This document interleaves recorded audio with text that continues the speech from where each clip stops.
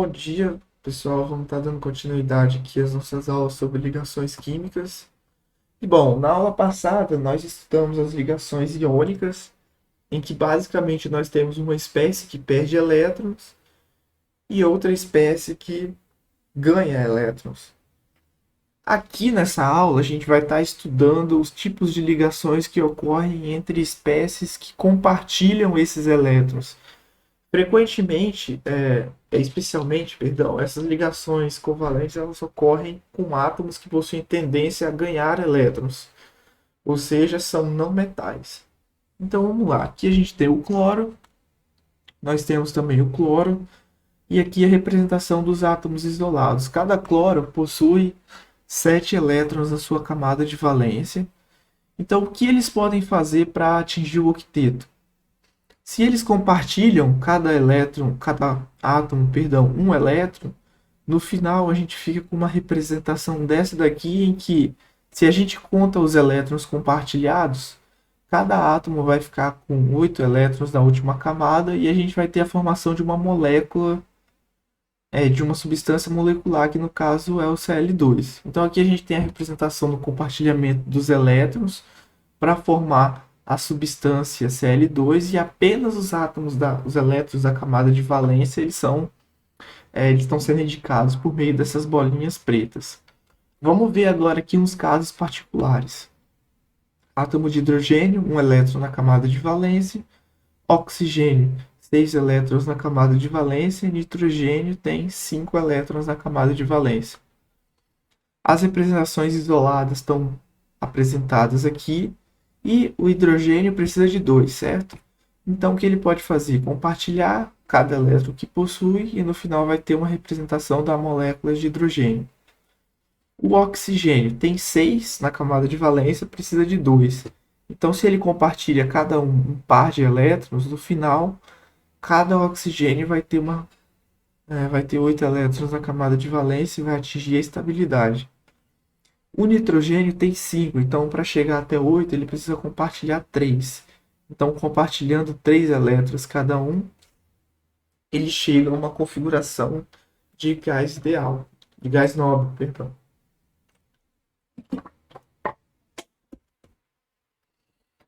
Então aqui a gente tem as formas para representar. Basicamente, na ligação covalente, os átomos vão compartilhar elétrons de forma ah, a atingir o octeto. Então, a representação molecular é H2, O2, N2, Cl2. A fórmula eletrônica é uma fórmula que tem os elétrons na camada de valência e os elétrons que estão sendo estão sendo compartilhados, ficam entre os dois átomos. E a fórmula estrutural, onde as ligações, cada par de elétrons que está sendo compartilhado é representado por um tracinho. No nitrogênio, a gente tem 3 pares de elétrons sendo compartilhados entre os dois átomos. Então, aqui na representação estrutural, nós temos 3 tracinhos. As ligações elas são chamadas de ligações simples, quando é um par compartilhado, dupla, quando são 2 pares, e tripla, quando são 3 pares. Aqui a gente tem mais representações de moléculas mais complexas. Nós temos os elementos, a fórmula de Lewis, que é essa forma que representa a, a representação, né, o símbolo do elemento e os elétrons da camada de valência. E aqui nós temos a fórmula estrutural.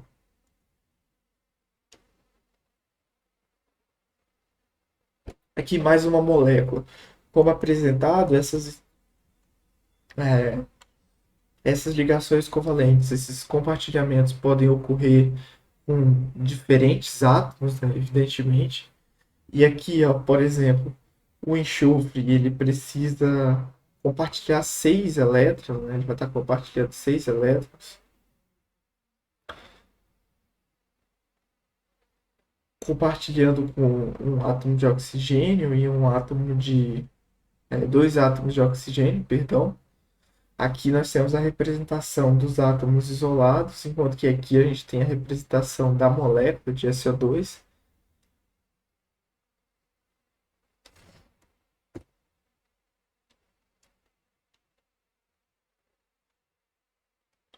É interessante pensar que uma ligação covalente ela pode ser estabelecida com um par de elétrons compartilhado, qualquer que seja a origem desse par de elétrons.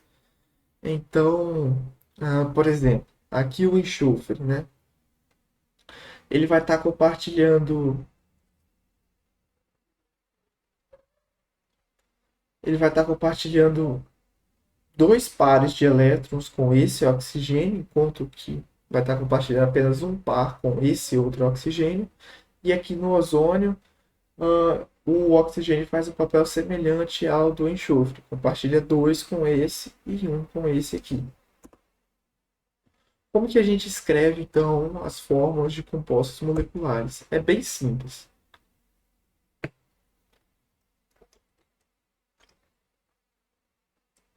A gente precisa novamente ter um domínio bom da tabela periódica. Então, o hidrogênio ele tem apenas um elétron, então ele permite apenas um compartilhamento. Ah, o carbono possui quatro elétrons, então para chegar até 4 ele precisa compartilhar permite quatro ligações covalentes para completar o octeto.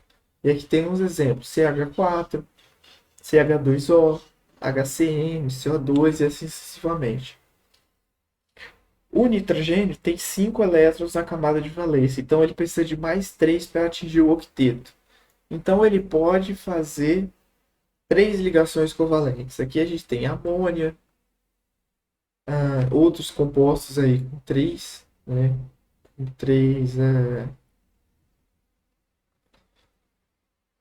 3 compartilhamentos. E aqui a gente tem um caso especial que o nitrogênio ele pode, aqui ele está compartilhando 3, ele atingiu o octeto e ele pode eventualmente compartilhar um par de elétrons que está aqui isolado com um outro átomo para formar esse composto aqui, os compostos aqui, o HNO3, né? Ácido nítrico.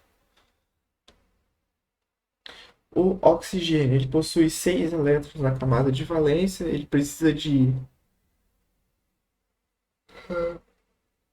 compartilhar dois, assim como o enxofre também, o grupo 16. Então, o enxofre pode formar H2S e, de maneira semelhante ao nitrogênio, após o enxofre ter completado o octeto, ele pode compartilhar os pares de elétrons que ficaram isolados com outros elementos. Aqui nesse caso, a gente tem a formação do H2SO4. E no grupo 17, que são os halogênios, ele pode fazer uma ligação covalente para completar o octeto, e de forma semelhante a esses outros aqui, ele pode também ceder um par de elétrons para outros elementos para formar determinadas moléculas. Aqui no caso a gente tem o ácido perclórico, né? HCl4. Bom, vocês devem ter percebido que esses elementos aqui ficaram com mais do que 2 elétrons, mais do que 8 elétrons na camada de valência. E isso acontece porque a gente tem as chamadas exceções às regras do octeto. Bom, uma das primeiras exceções é que os os compostos formados por berílio e boro, na última camada de valência, o berílio ele fica com 4 elétrons e 6 no boro, também conseguem atingir a estabilidade. E alguns outros elementos têm um efeito chamado que é hipervalência, que eles ficam com mais do que 8 elétrons na camada de valência.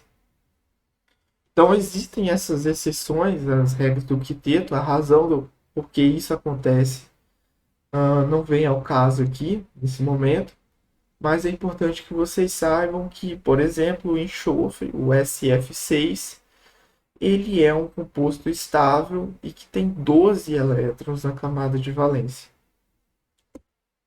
Aqui tem mais alguns exercícios que eu também vou responder em uma aula separada. E agora vamos começar a falar um pouquinho sobre a ligação metálica. Bom, a ligação metálica, ao contrário das outras que você tem ou compartilhamento ou perda e ganho de elétrons, aqui a gente tem um modelo chamado que é o modelo do mar de elétrons. O que é isso? Bom, Se a gente amplia um pedaço de metal, vamos ver, como apresentado na figura A, um mosaico que vai ser composto por vários pedacinhos do metal. Cada um deles consiste num pequeno retículo cristalino metálico formado por milhares de milhões de átomos. Ou seja, a gente vai ter um retículo cristalino e esse retículo cristalino, um conjunto deles compõe o metal e um conjunto de átomos forma, né, o retículo cristalino. Essa visão A aqui é uma visão microscópica do metal. Cada cristal que aparece em uma tonalidade diferente é devido a essa técnica fotográfica que amplia em aproximadamente 220 vezes para a gente poder estar vendo. E a ampliação esquemática do encontro desses três cristais representam três retículos cristalinos diferentes. E aqui a gente tem essa representação em três tipos de bolinhas diferentes. Então, se a gente pega um metal e amplia, o que a gente vai ver são várias bolinhas, umas ligadas às outras, dessa forma aqui, formando um arranjo tridimensional.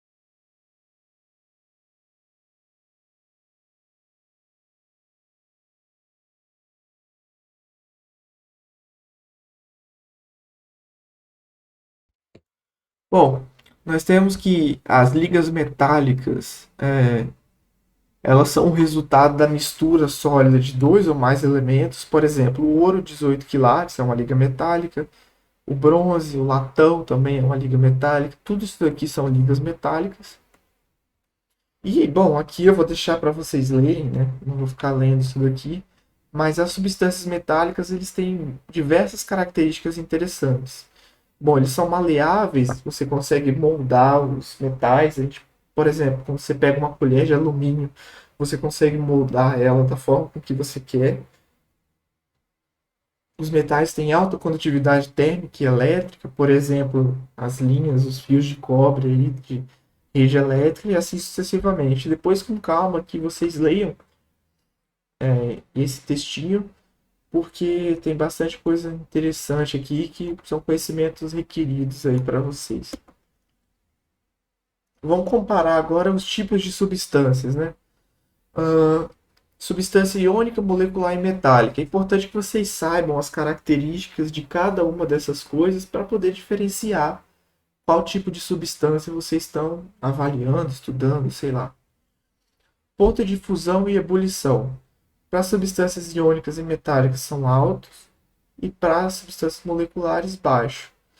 É estado físico nas condições ambientes. Para os metais e para as substâncias iônicas, são praticamente todos sólidos, com exceção ao mercúrio, que é líquido, enquanto que substâncias moleculares podem ser encontradas nos estados sólido, líquido ou gasoso. Conduz corrente elétrica no estado líquido, o sólido. Para as substâncias iônicas, não conduz no estado sólido, mas conduz no estado líquido. Substâncias moleculares não conduzem em nenhum estado. E substâncias metálicas conduzem tanto no estado sólido quanto no estado líquido. Aqui tem mais alguns exercícios. E aqui eu termino essa segunda parte da aula sobre ligações químicas. Depois a gente vai fazer uns exercícios para discutir mais sobre, principalmente a ligação metálica, né? Discutir um pouquinho mais que de fato é uma ligação metálica. E também fixar os conceitos aprendidos para as ligações iônicas e moleculares. Então eu desejo bons estudos para vocês e até mais.